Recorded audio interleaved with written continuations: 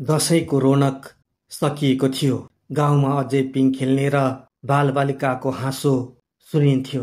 पूर्णिमाको भोलिपल्ट असोज 21 गते घाम अस्ताउँदै थियो। खेतमा पाक्दै गरेको धानले फडानी गाउँ सुनौलो देखिन्थ्यो।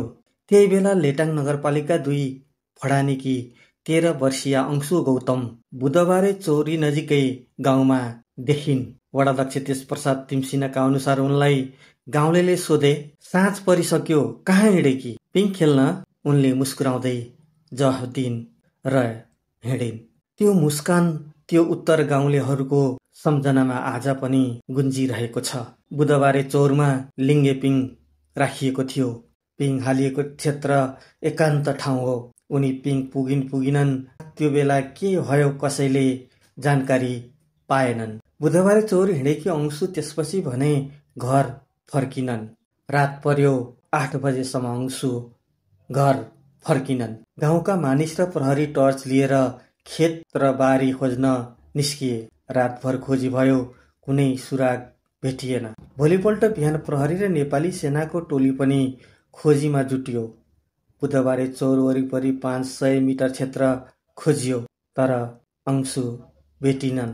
शुक्रबार लेटाङ 2 र बेलबारी चिसाङ साझेदारी वन क्षेत्रभित्र टुक्रा टुक्रा अवस्थामा उनको शव फेला पर्यो। सडेको शवको गन्धसँगै टाउको र कम्मर मुनिको भाग देखेपछि स्थानीय अत्तालिँदै गाउँ पुगेका थिए। बाहिर कतै बलात्कारपछि हत्या गरेर शव मात्रै व्यवस्थापन गर्न त्यहाँ लगेको जस्तो देखिन्छ। पिङ राखेको बुधबारे चौरी र शव भेटेको क्षेत्र 4.5 किलोमिटर टाढा पर्दछ। हिजो कति बजेतिर चाहिँ तपाईहरु त्यहाँ पुग्नुभयो र के काम गर्नको लागि त्यो जानुभएको थियो र कस्तो अवस्थामा त्यो बच्चीको लास चाहिँ भेट्नुभयो तपाईहरुले? के भयो भने हामी घाँस काट्नु गयौँ, 3 जना गएका थियौँ। मेरो बुवा अनि अर्को दिदी एकजना हुनुहुन्थ्यो, छिमेकी। अनि हामी 3 जना गएको 7 बजे हैन, यहाँ घरदेखि। अनि तल जाँदाखेरि घाँस काट्यौँ, 2-3 अँगालो घाँस काटेर राख्यौँ। अनि बुवा र दिदी चाहिँ सँगै उँभो खोज्नु थाल्यो घाँस। म चाहिँ उँधो लागेँ। उँधो जाँदाखेरि झ्यापै भेटेँ क्या त्यस्तो अवस्था। यहाँ कम्मरदेखि उँधोको मात्रै भाग देखा पर्यो त्यतिखेर। अनि त्यहाँदेखि अरूतिरको भागहरू चाहिँ कता के छ भनेर हेर्नु डर भइगयो नि त। डर भइहाल्यो नि। अनि बुबा भन्यो कि यहाँ आउनुहोस् भन्यो। ए घाँस यतै छ, म आउँदिनँ भने। होइन आउनु भन्यो क्या। अनि अलि ओरतिर आयो डरले।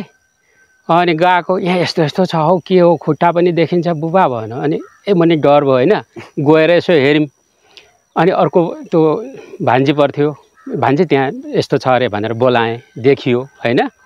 अनि अब छोरी मान्छे, म त डर लाग्यो, मामा अब कसरी घाँस काट्नु? हेट त्यसरी हुँदैन, यति टाढो आएको मान्छे घाँस काटेर लानुपर्छ भने। अनि हामी आयौँ। आउँदाखेरि करिबन यहाँ चाहिँ 11:30 बजे भएको रहेछ।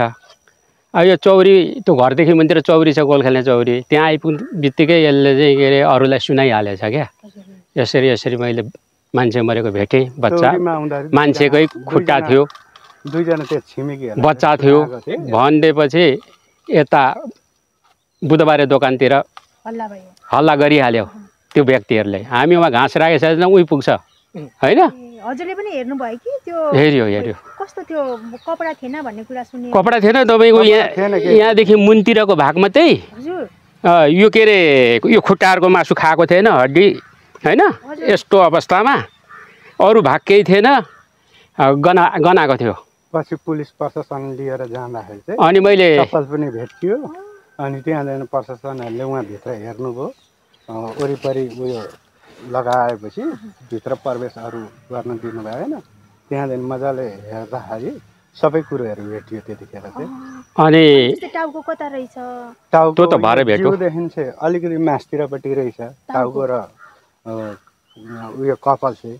त्यो हड्डी मात्रै थियो होइन, घिक्रिका मासु सबै कुहिएको? यहाँ हड्डी नै थिएन, यहाँदेखि उँधोको चाहिँ सल्लक्क देखिएको थियो, तर सबै कुहिसकेको भनौँ न, यसो परेको।